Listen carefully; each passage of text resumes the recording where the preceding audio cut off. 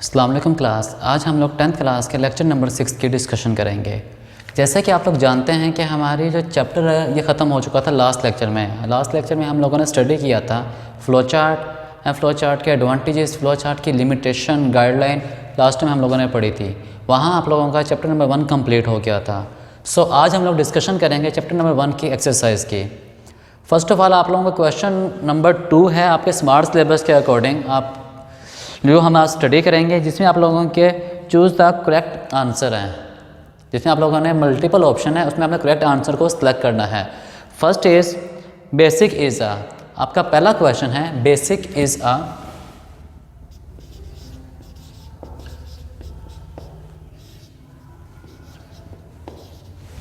कि बेसिक क्या है। बेसिक एक लैंग्वेज है, ठीक है। आप लोगों की बुक का नाम है GW बेसिक। वो पूछ रहा है बेसिक क्या है।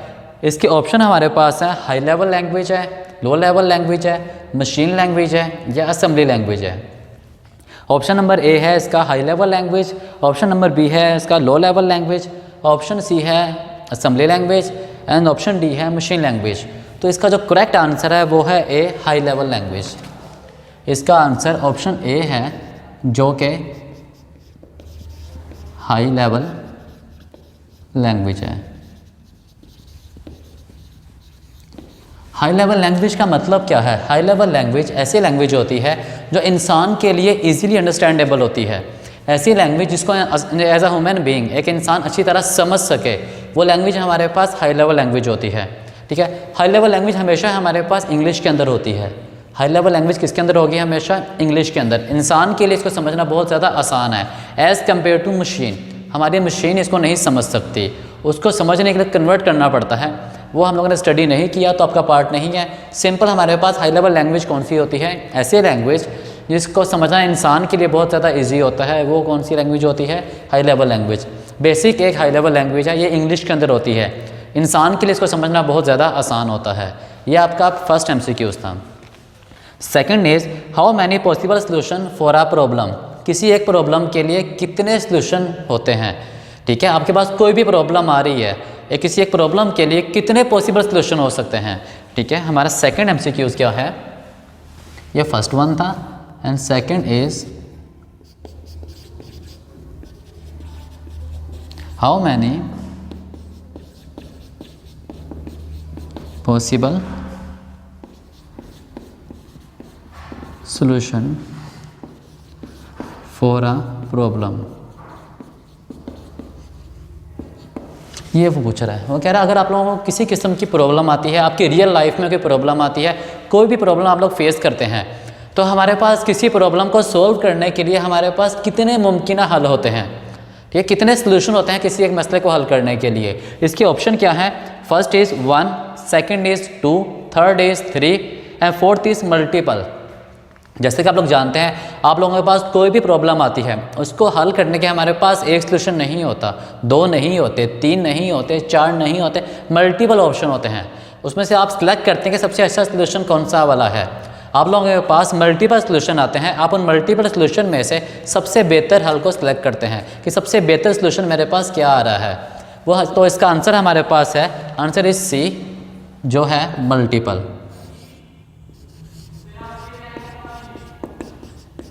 आंसर इज सी जो कि क्या है? मल्टीपल। एक प्रॉब्लम को हल करने के हमारे पास मल्टीपल सॉल्यूशन होते हैं, ओके। अब हम बात करते हैं इसके थर्ड MCQ के।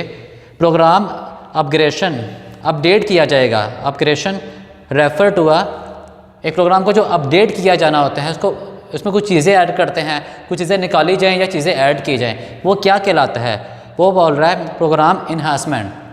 क्या कहलाएगा? Program enhancement option A. Second is program identification, third is program development, fourth is program implementation.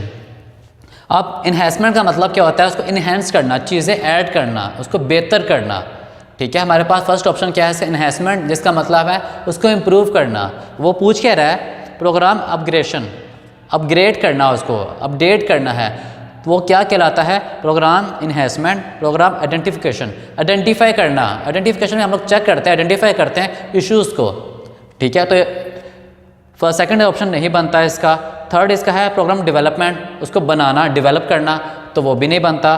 Fourth है इसका प्रोग्राम इम्प्लीमेंटेशन, उसको लागू कर देना, इम्प्लीमेंट कर देना रियल इन्वायरमेंट के अंदर, ये भी नहीं बनता। तो ऑप्शन क्या बनता है इसका ए, प्रोग्राम इन्हेंसमेंट, प्रोग्राम को इन्हेंस करना। आपका क्वेश्चन नंबर 3 का ऑप्शन क्या है? प्रोग्राम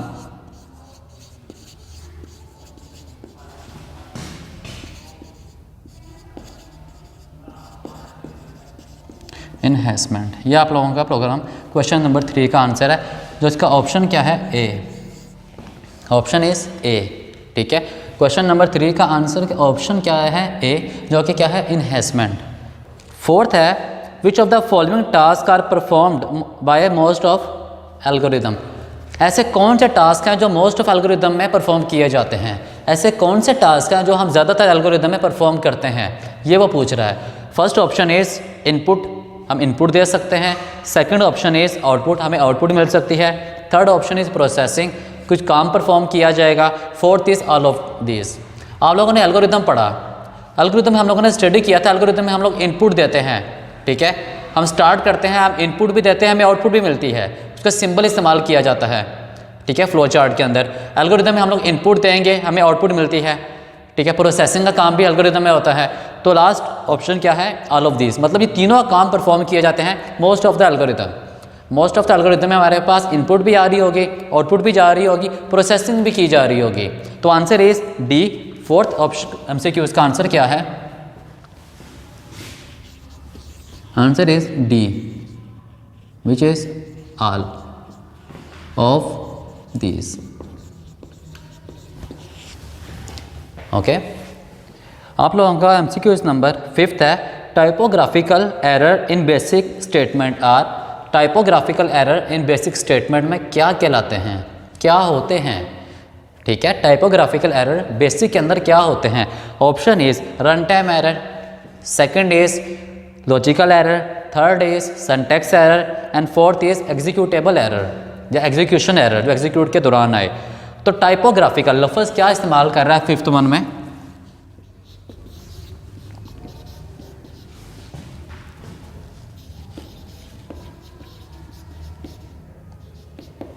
टाइपोग्राफिक एरर या ग्राफिकल कर लेते हैं इसको।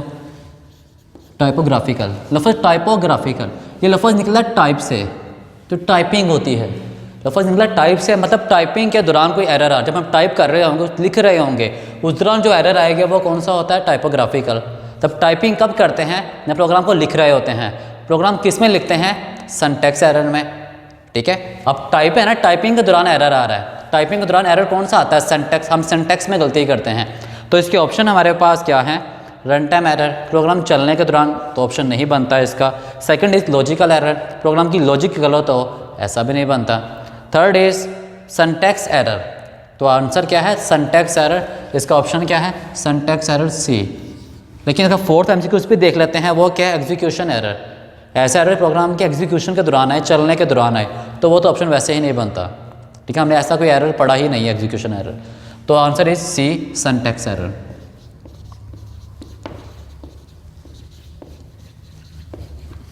ये आप लोगों का क्वेश्चन नंबर MCQ नंबर 5 का आंसर है। सब MCQ number 6 is diamond symbol represent, diamond symbol, ठीक है, किस चीज़ को जाहिर करता है? हीरे की अलामत किस चीज़ को जाहिर करती है? डायमंड सिंबल किस चीज़ को जाहिर कर रहा है हमारे पास? ये हम लोगों ने फ्लो चार्ट के सिंबल में पढ़ा था।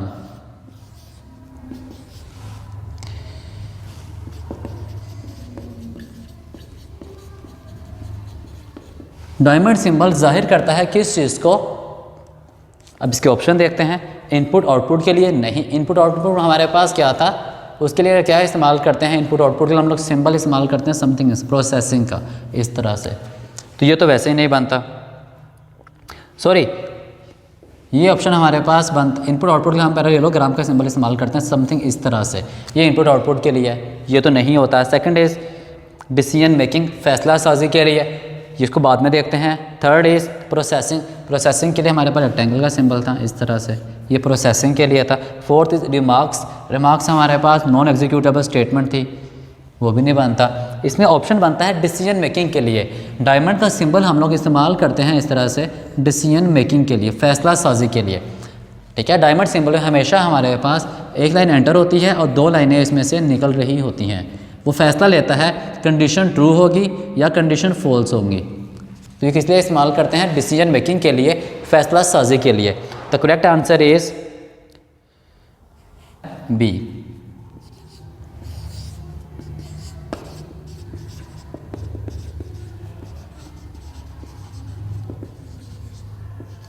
Decision making.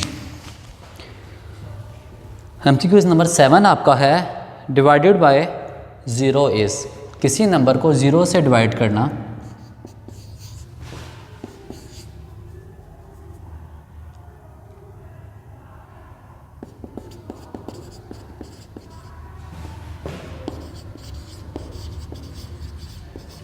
किसी नंबर को 0 से डिवाइड करना, ये क्या कहलाता है? हम लोगों ने एरर्स पढ़े थे, एरर की टाइप्स पढ़ी थी। यहाँ वो पूछ रहा है किसी भी नंबर को हमने डिवाइड करना है 0 से, ठीक है। तो कौन सा एरर कहलाता है? हम लोगों ने बात की थी सिंटैक्स एरर की, हम लोगों ने बात की लॉजिकल एरर की, हम लोगों ने बात की रन टाइम एरर की। तो यहाँ पे ऑप्शन हमारे पास क्या है? ऑप्शन 1 है सिंटैक्स एरर। जब सिंटैक्स में गलती करते हैं, सिंटैक्स एरर कब आता है? जब हम सिंटैक्स में गलती करते हैं, उस दौरान जो एरर आएगा वो कौन सा होता है? सिंटैक्स। तो यहाँ डिवाइडेड बाय 0 तो नहीं पूछ रहा, वो तो नहीं बनता। Second is logical error, program की लॉजिक गलत हो, मतलब आप a+b करना है, आपने ये मल्टीप्लाई कर दिया, मल्टीप्लाई से हमारे पास आंसर ज़रूर आएगा लेकिन क्या आएगा? गलत आंसर आएगा। ऑप्शन बी भी नहीं है। ऑप्शन सी है run time error. Run time error कब आते हैं? जब हमारे प्रोग्राम में इनलीगल ऑपरेशन परफॉर्म करवाए जाते हैं, लाइक डिवाइडेड बाय 0। तो आंसर इज सी। देखिए फोर्थ ऑप्शन क्या है? नॉट एन एरर, ये एरर नहीं है लेकिन ये एरर है। कौन सा वाला? सी।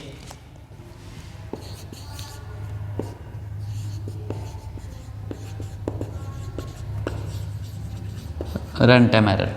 तो एरर कौन सा होता है? Run time error. अब हम बात करते हैं MCQs number 8। Which of the following document describe the various features of the software and why it is use. कौन सा डॉक्यूमेंट यूज़र को गाइड करता है, यूज़र को बताता है कि इसके फीचर्स है। हम जो सॉफ्टवेयर इस्तेमाल कर रहे हैं, हमने कोई चीज़ बनाई है, उसके फीचर्स क्या क्या हैं और उसको किस तरह से यूज़ करना है, ठीक है। आप लोग बाज़ार से कोई चीज़ लेकर आते हैं, आप एक नई बाज़ार से चीज़ लेकर आएँ, ठीक है, लाइक AC लेकर आएँ, ओवन लेकर आएँ, उस पर यूज़र मैनुअल होता है एक, उसमें डिटेल बताई होती है यूज़र ने इसको किस तरह से इस्तेमाल करना है। यूज़र को गाइड किया होता है उन्होंने कि यूज़र ने ये चीज़ किस किस तरह से इस्तेमाल करनी है ताकि यूज़र को या इसको समझने में, इसको यूज़ करने में आसानी रहे। तो इसके ऑप्शन है सॉफ्टवेयर रिक्वायरमेंट, ये भी नहीं है। सॉफ्टवेयर रिक्वायरमेंट क्या होता है? हमारे पास कोई भी सॉफ्टवेयर है, उसकी रिक्वायरमेंट्स क्या है, उसकी ज़रूरतें क्या हैं, ये सॉफ्टवेयर रिक्वायरमेंट्स कहलाता है।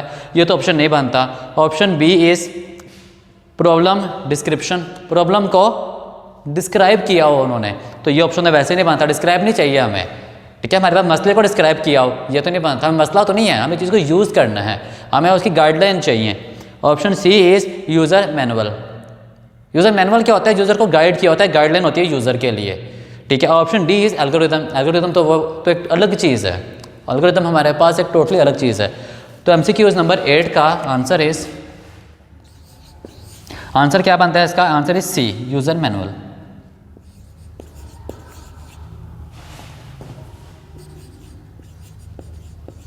User manual. तो ऑप्शन क्या है इसका? C. Option is C is user manual. MCQs number 9 है आपका एल्गोरिथम इज अ। एल्गोरिथम क्या है? एल्गोरिथम हमारे पास एक डिज़ाइन डॉक्यूमेंट्स था, ठीक है। देखिए डॉक्यूमेंट को डिज़ाइन करते हैं, उसमें हम लिखते हैं हमने किस किस स्टेप में क्या काम किया है, किस तरह से काम किया, इंग्लिश में लिखते हैं उस चीज़ को हम। तो एल्गोरिथम इज है, इसके ऑप्शन है रिक्वायरमेंट डॉक्यूमेंट। रिक्वायरमेंट डॉक्यूमेंट ये कोई चीज़ नहीं बनती, रिक्वायरमेंट और डॉक्यूमेंट किसी चीज़ डॉक्यूमेंट की रिक्वायरमेंट नहीं बनती। Option B is design document, किसी डॉक्यूमेंट को डिज़ाइन करने का तरीका। Option C is test document, किसी डॉक्यूमेंट को टेस्ट करने का तरीका। नहीं। यूज़र गाइड, यूज़र के लिए गाइड तो नहीं है ये। तो algorithm is a design document, जो किस काम के लिए इस्तेमाल करते हैं? किसी डॉक्यूमेंट को डिज़ाइन करने के लिए।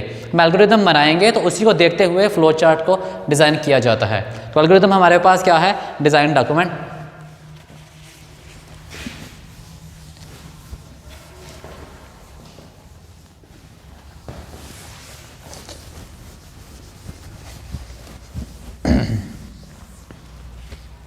एमसीक्यूज नंबर आपका 9 था, जिसमें वो पूछ रहा है एल्गोरिथम का।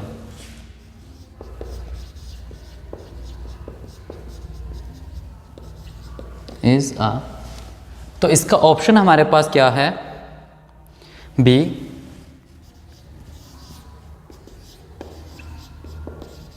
Design document. एल्गोरिथम हमारे पास क्या होता है, एक डिज़ाइन डॉक्यूमेंट जो यूज़र को बनाया जाता है, यूज़र के लिए एक डिज़ाइन करता है ताकि उसको देखते हुए हमारा प्रोग्रामर उस डॉक्यूमेंट को देखते हुए फ्लो चार्ट को बनाने में आसानी रहे। लास्ट आपका MCQs है, द टेक्निक डिवाइड एंड कंकर। क्योंकि आप लोगों ने टॉपिक नहीं पढ़ा एनालिसिस ऑफ एल्गोरिथम या एनालिसिस ऑफ प्रोग्राम, आपने टॉपिक नहीं पढ़ा, तो वहाँ पर ये डिटेल में लिखा हुआ था the technique divide and conquer is use to solve. Urdu में ये लफ्ज़ लिखा हुआ है डिवाइड एंड कंकर, तकसीम करो फतह करो, लफ्ज़ है डिवाइड एंड कंकर, इसका मतलब क्या है उर्दू में, तकसीम करो फतह करो। करेक्ट टेक्निक, ये तरीका तकसीम करो फतह करो इज़ यूज टू सॉल्व, किस चीज़ को सॉल्व करना, किस चीज़ को हल करने के लिए इस्तेमाल किया जाता है, ठीक है। The technique divide and conquer is use to solve, ये एक तरीका तकसीम करो फतह करो किस चीज़ को हल करने के लिए इस्तेमाल किया जाता है। ऑप्शन इज़ सिंपल प्रॉब्लम को हल करने के लिए नहीं, कॉम्प्लेक्स प्रॉब्लम को हल करने के लिए नहीं, लार्ज प्रॉब्लम को हल करने के लिए। लेकिन अब हमारे पास इशू क्या है, सिंपल प्रॉब्लम को तो हल नहीं करेगा, कॉम्प्लेक्स प्रॉब्लम को हल करता है ये, लेकिन लार्ज प्रॉब्लम को भी हल करता है। इसका ऑप्शन बी भी बनता है और ऑप्शन सी भी बनता है। एंड इसका लास्ट ऑप्शन है कॉम्प्लेक्स एंड लार्ज प्रॉब्लम को सॉल्व करने के लिए, तो answer is D, complex and large. Question number 10, divide and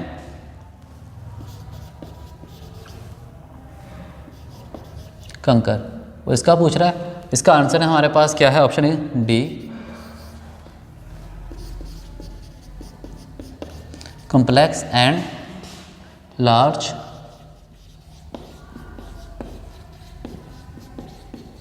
problem. इसका आंसर क्या था, डी। अब कॉम्प्लेक्स और लार्ज डिवाइड एंड कंकर जो है हमारे पास एक तरीका है, एक मेथड है। किस चीज़ का मेथड है, किसी भी प्रॉब्लम, जो बहुत बड़ी प्रॉब्लम हमारे पास कॉम्प्लेक्स प्रॉब्लम आती है, ठीक है, कोई पेचीदा किस्म की और बड़ी प्रॉब्लम आ जाए, उसको सॉल्व करने के लिए हम तरीका इस्तेमाल करते हैं डिवाइड एंड कंकर, जो करता क्या है, बड़े मसलों को, बड़ी प्रॉब्लम को छोटे छोटे पार्ट्स में डिवाइड कर देता है। डिवाइड एंड कंकर करता क्या है, बड़े मसले को छोटे छोटे पार्ट में डिवाइड कर देता है। ये तरीका हमारे पास क्या कहलाता है, डिवाइड एंड कंकर, जो कॉम्प्लेक्स एंड लार्ज प्रॉब्लम को छोटे छोटे पार्ट्स में तकसीम करता है। ये आप लोगों के 10 MCQs थे। क्वेश्चन नंबर 2 था आपका, जिसको हम लोगों ने डिटेल में स्टडी किया। हमारे पास MCQ, आपका क्वेश्चन नंबर 2 MCQs का था, जिसमें हम लोगों ने फर्स्ट MCQs की बात की थी, जो कि क्या था, बेसिक इज़ कौन सी लैंग्वेज थी, हाई लेवल लैंग्वेज, जिसका आंसर इज ए था। Second is how many possible solution for a problem, किसी मसले को हल करने के लिए हमारे पास कितने मुमकिन सोल्यूशन होते हैं। आप लोग किसी मसले को हल करना है, उसके कितने मुमकिन सोल्यूशन होते हैं, उसका आंसर था मैनी, मल्टीपल सोल्यूशन होते हैं। फिर हम लोगों ने बात की प्रोग्राम अपग्रेडेशन रेफर टू किसी प्रोग्राम को अपडेट करना, अपग्रेड करना किस चीज़ को जाहिर करता है, प्रोग्राम इन्हेंसमेंट, उसको इम्प्रूव करना, इन्हेंस करना, इम्प्रूव करना। Which of the following task are perform most of the algorithm, जिसमें से कौन कौन से टास्क हैं जो मोस्ट ऑफ ज़्यादातर एल्गोरिदम में परफॉर्म किए जाते हैं, वो कौन कौन से हैं, इनपुट, आउटपुट, प्रोसेसिंग, ये तीनों के तीनों। तो ऑप्शन था इसका डी, ऑल ऑफ दीज। फिर हम लोग MCQ नंबर 5 की बात की, typographical error in basic statement are, basic statement में टाइपोग्राफिकल एरर क्या कहलाते हैं, सिंटैक्स एरर कहलाते हैं, ठीक है। टाइपोग्राफिकल लफ्ज़ था सिंटैक्स, टाइपो कहते हैं टाइप, जिसमें टाइप किया जाता है, हम लिखते हैं, टाइप करते हैं, उस दौरान जो एरर आएंगे वो कौन से होंगे, सिंटैक्स एरर। फिर हम लोगों ने बात की diamond symbol represent the, MCQ number 6 है, the diamond symbol represent the, diamond symbol किस चीज़ को जाहिर करता है, डिसीजन मेकिंग को, फैसला साजी को, इसका आंसर था बी, डिसीजन मेकिंग। फिर हम लोगों ने MCQ नंबर 7 की बात की, divided by zero is a, किसी चीज़ को जीरो से डिवाइड करना क्या कहलाता है हमारे पास, रन टाइम एरर, किसी चीज़ को जीरो से डिवाइड करेंगे वो हमारे पास रन टाइम एरर कहलाता है। फिर हम लोगों ने बात की विच of the following documents describe various features of software and the why it is use, कौन सा हमारे पास तरीका है कि कुछ डॉक्यूमेंट को, डॉक्यूमेंट्स के वेरियस फीचर्स के बारे में बताएगा कि मेरे पास ये जो चीज़ है इसके फीचर्स क्या हैं और इसको किस तरह से यूज़ करना है। ये हमारे पास क्या होता है, यूज़र मैनुअल होता है, यूज़र को बताने के लिए इस्तेमाल किया जाता है, यूज़र को गाइड करने के लिए। And 9th one is algorithm is एक एल्गोरिदम क्या कहलाता है, डिज़ाइन डॉक्यूमेंट, डॉक्यूमेंट को डिज़ाइन करने का तरीका कहलाता है। Last is the technique divide and conquer is use to solve, एक तरीका तकसीम करो फतह करो किस चीज़ को हल करने के लिए इस्तेमाल किया जाता है? लार्ज एंड कॉम्प्लेक्स प्रॉब्लम को सॉल्व करने के लिए क्या इस्तेमाल करते हैं? डिवाइड एंड कंकर। ये आप लोगों के MCQs थे चैप्टर नंबर 1 के, जिसको हम लोगों ने डिटेल में स्टडी किया।